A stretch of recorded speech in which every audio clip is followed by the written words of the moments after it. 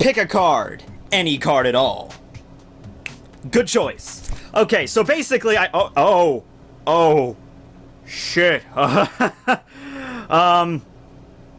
It's not looking good, man. It's not looking... 6 months. Maximum, you know. And I know what you're thinking right now. Oh, Tekking, you can't define... That's not how tarot cards work. You can't define somebody's future just from looking at one card. Yeah, well, I don't know what to tell you. You're just doing it wrong. But you know who does know shit about tarot cards? Basil Hawkins knows shit about tarot cards. Well, actually, he might not, because he holds up the death card as if it's a symbol of actual death, when in reality that card doesn't really mean that. But okay, whatever. Anyway, today I thought the new One Piece chapter was going to come out, chapter 874. It hasn't been out yet. At least on all the websites that I look at. Knowing my luck, as soon as I upload this video, it'll be up, but for right now, it isn't. So, you know, I asked around on Twitter a few days ago, you know, if there's any more weird paramecia devil fruits you want me to talk about. Hawkins got thrown out a little bit. Now, I will be doing a discussion video about Hawkins as part of the worst generation, but Hawkins drew the short stick, and he's going to be the last guy I talk about. So I said, alright, we could talk about Hawkins.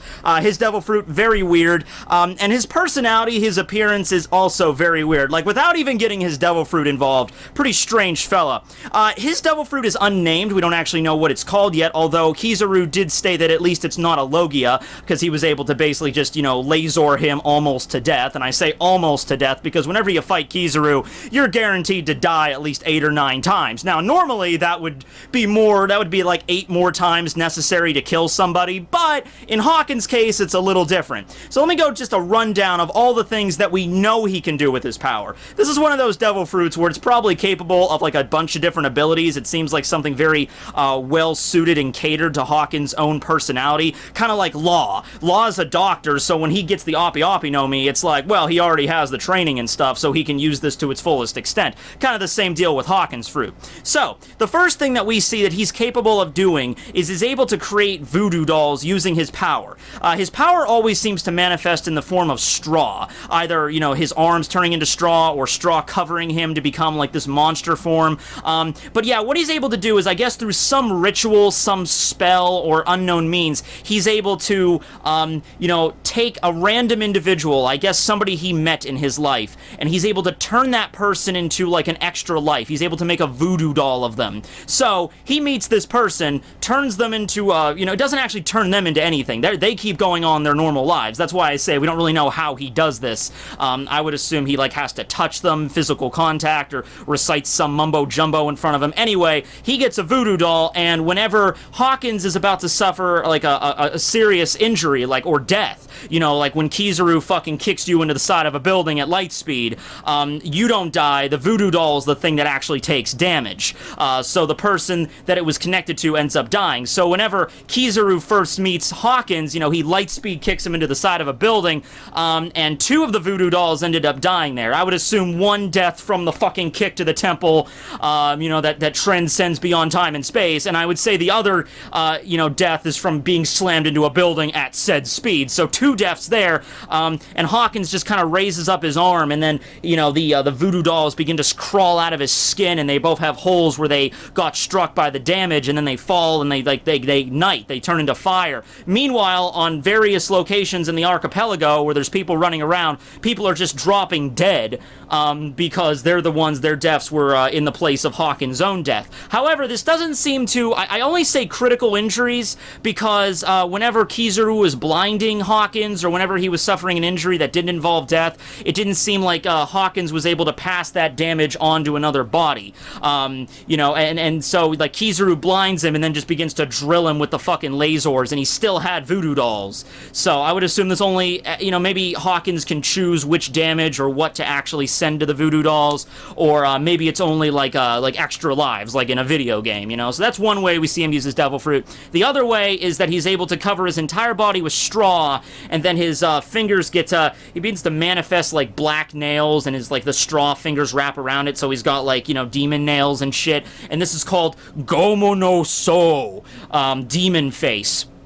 And Kizaru really didn't know what to make of this. He's like, you guys from the supernovas, you really are, monsters and shit. But he was undaunted by it. He just blinds Hawkins and then begins to, successively just drill him full of lasers, and it seemed to still injure Hawkins. His body still succumbed to damage. The voodoo dolls kept getting injured even in this form. So Kizaru notes that he's probably not a Logia, although I have to admit, if the dude's made out of straw and Kizaru is just constantly blasting him with like laser energy, you'd think at some point he would catch fire, and he didn't. So I guess it doesn't behave the same way as normal like straw or fire, or grass does, because in that situation, you get like lit up, but that doesn't seem to be the case there. So I guess the general way of looking at it was that Hawkins has a devil fruit. Let's just call it, I don't know, the straw fruit. I'm gonna throw out an idea right out of the gate that might not be very popular, but I just want to present it to you.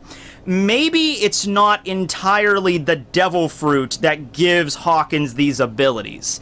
Bear with me now, kids, okay? Hawkins is a fortune teller. He's able to use his tarot cards in ways to determine, like, how he's going to fare in battle. Like, fighting Kizaru, I have a 0% chance of victory. There's no way I can beat the guy.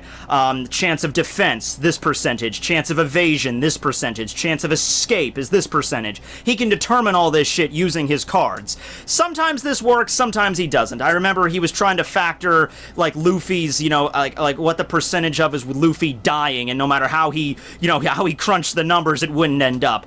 But my point is, he seemed to use this ability as part of his own little quirk. It didn't seem to be connected to his devil fruit. I'm sure long before Hawkins was, had the devil fruit, he was still doing the fortune-telling stuff. In fact, we have seen him, Oda drew him as a child along with the other supernovas, and we see him, still doing his tarot reading shit. So it's something that he's been doing for a long time, and I guess you could always say, well, maybe he ate the devil fruit as a young age, but what I'm trying to say is there's a difference between his, his fortune-telling, his divination shit, and his actual abilities. So bear with me now. Perhaps Hawkins had these magical powers before he ate the fruit. It's just that after he ate the fruit, he was able to use these powers more efficiently. If he already had the ability to create a voodoo doll, okay, well now I'm fucking made out of straw, so the ability to make a voodoo doll would be very easy for me to do such a thing. You know what I mean? It might even be a deal like with Blackbeard, how Blackbeard knew what power he wanted, he directly set out to get that fruit, the Yami Yami no Mi. It could have been something like Hawkins, where he's like, he already has these magical abilities, or at least a degree of magical abilities, but he wanted to find the devil fruit that would make this power even more efficient, because he could do it whenever he wanted. Like he could create voodoo dolls whenever he wanted, he could do this scary demon thing. He's like kind of an edgelord, if we're being honest here. He kind of reminds me of like, you ever know like a goth kid in high school that would always like sit by himself at lunch and he would do like the tarot card shit? No? I did. I knew him. His name was Larry.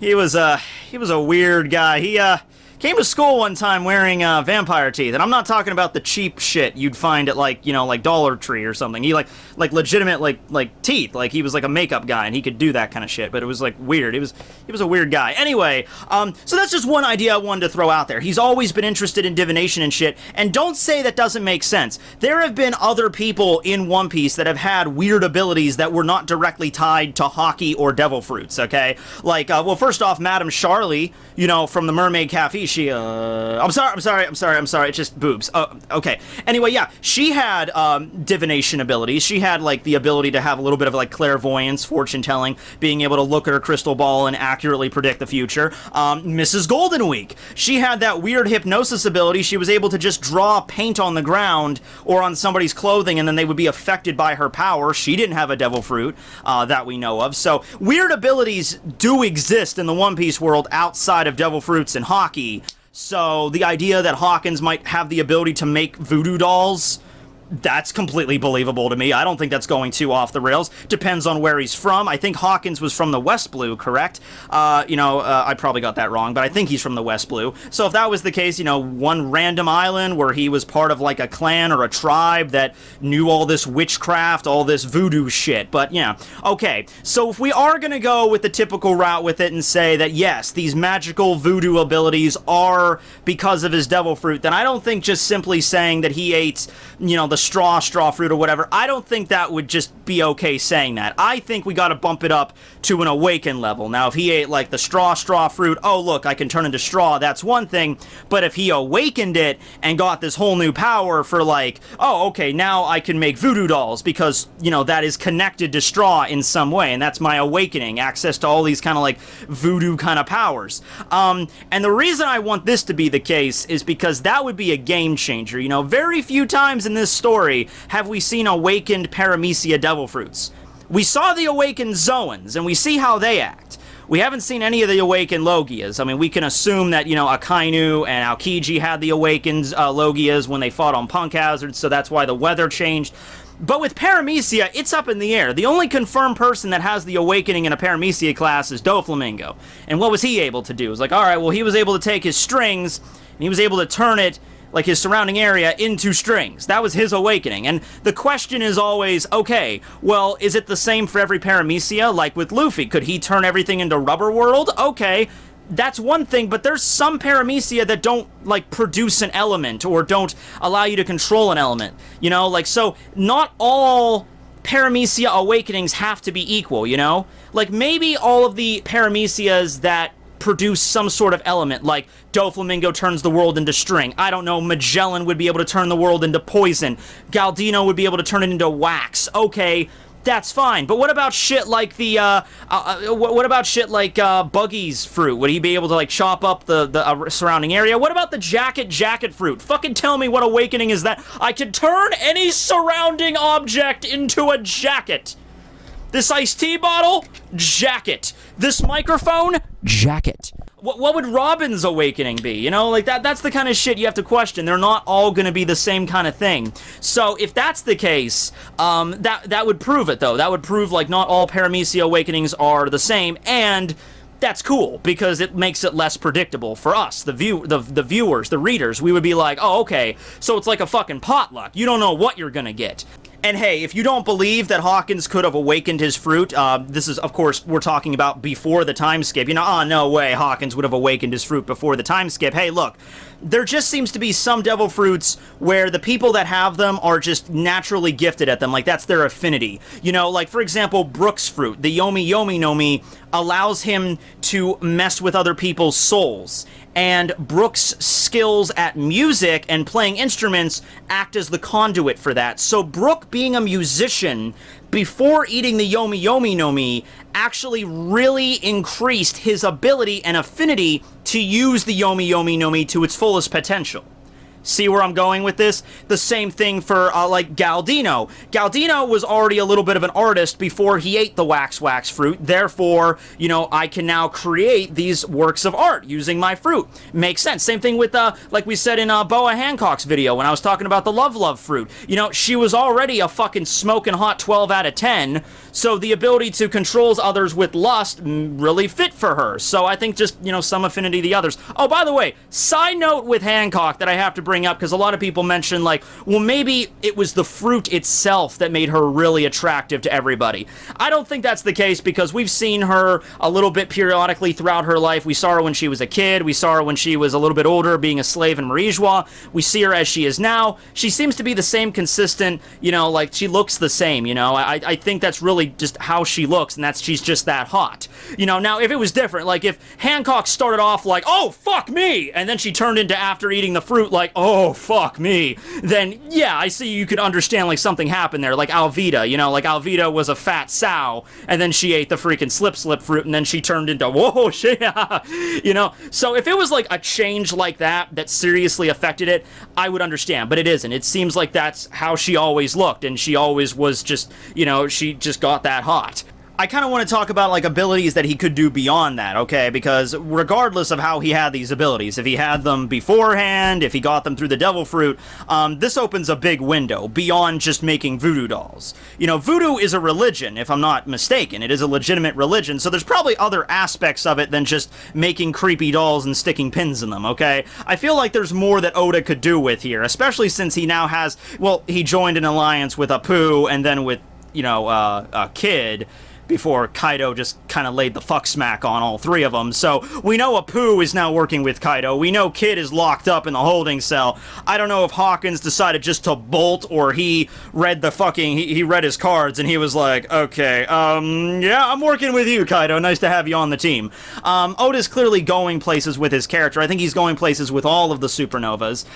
Even like Beige, who I thought wasn't going to be that relevant from the Sabaody arc, became a really central point of this, you know, Totland arc. So I think we're going to get into each one of the supernovas in length and everything like that. I'm just saying, like, there's more to it than that. Like, could he perform other sort of magical abilities? Does he have a spell book? How does the ritual for the voodoo doll even work? Does he have to, like, recite something over the person? Does he have to touch them? Is there any significance in the Gomu no So ability beyond just having a scary face and the nails? Like, I guess, you know, it's you can move better, I guess. You can extend your limbs more, like kind of like a fucked up Slender Man, and you could like cut people up with the nails.